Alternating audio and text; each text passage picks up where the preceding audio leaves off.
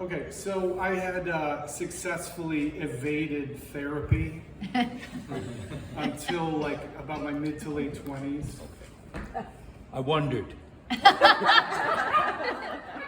I'll take it from here, thank you, Adam. So I successfully evaded therapy until like my mid to late 20s, and then all of a sudden I find myself sitting in this tiny little office of a therapist for the very first time. As I sat there, all I could think is, how did I get so off track? Like, why is it so hard for me to just function as a person, that I have to be here? And, the reasons I had avoided therapy until that point, one of them is, I think, quite common. Whether we're conditioned to think this or we just conclude this, we somehow think that if you go to therapy, that means that something is wrong with you. So you avoid it. The other reason I didn't go is because I come from Irish Catholics. I don't know if you're familiar with this particular mental health strategy. But what you do is you hold your emotions in until you die. And then you win. This was not making me feel better. My depression was at an all-time low. I couldn't sleep, I couldn't eat, I couldn't work. And now I was sitting here with it felt like the highest stakes possible over my head. And that's when Sam came and sat down. He was about 10 years older than me. He had steely gray hair and a kind expression. And he said, "So Colin, why did you decide to try therapy?" And I said, "I think that there is something wrong with me. The way that I think about myself, the way I talk to myself, I don't think I can keep going like this." And Sam said, "Okay. And so you thought, now's as good a time as any." "No, man. Like, why are you so chipper?" I thought, "No, this is the end of the line for me. I'm here because something is wrong with me. This is not as good a time as any." I looked over his shoulder and I saw his diploma, and it said Stanford. And I thought, but anyone can print one of those out. But I stayed.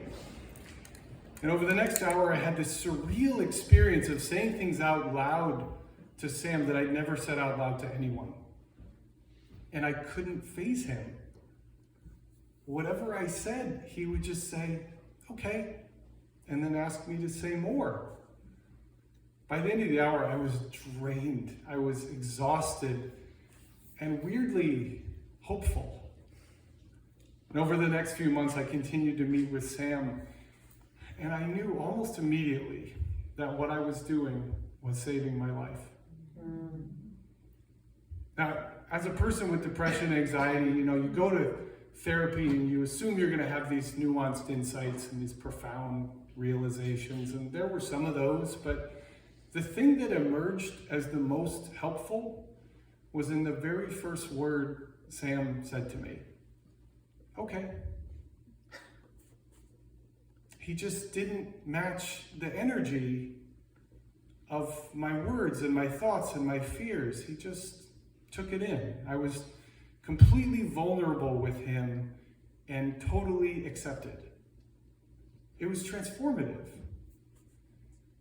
It wasn't all good, though. We did in the process create a new phobia that I was not aware of up to that point, which is the fear of seeing your therapist in public. Because he knows too much. "Sam, I'm going to need you to stay in a little office. I can't have you in life. This is the deal I'm offering you, Sam. If you want my copay, you got to stay in a little office." To make matters worse, Sam lived in my neighborhood. I saw him walk his daughter to school 3 mornings a week.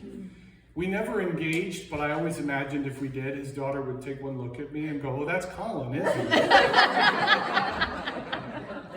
And then Sam might go, "Where?" And his daughter might go, "Hiding behind that Dodge Neon." And I was hiding behind that Dodge Neon because it was my Dodge Neon. And it was a less important, but still very real reason why I was depressed.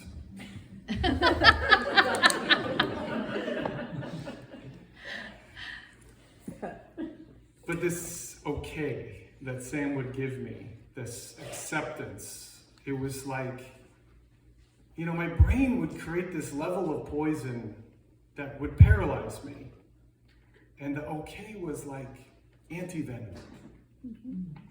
It was the wildest thing. I knew I needed to learn how to internalize this for myself. And it only took thousands of dollars, and about 15 more years, and at least 6 different medications. And I stand before you now as a successful depressive. What I mean by that is that I have a happy life. I have found balance. I'm a partner. I've written 2 books. I run a business. I have stress. I live in America. I mean, I have all the stuff that could make me spiral. And the thing is, I will never not have depression. And so what that means is that when I spiral, I have to remind myself, I don't have to solve it. I don't have to debate it. I don't have to defend myself against it. I just have to say, okay. And let it go, right? And when I told you earlier, when I think about that time, I was sure that Sam had saved my life. But that's not entirely accurate.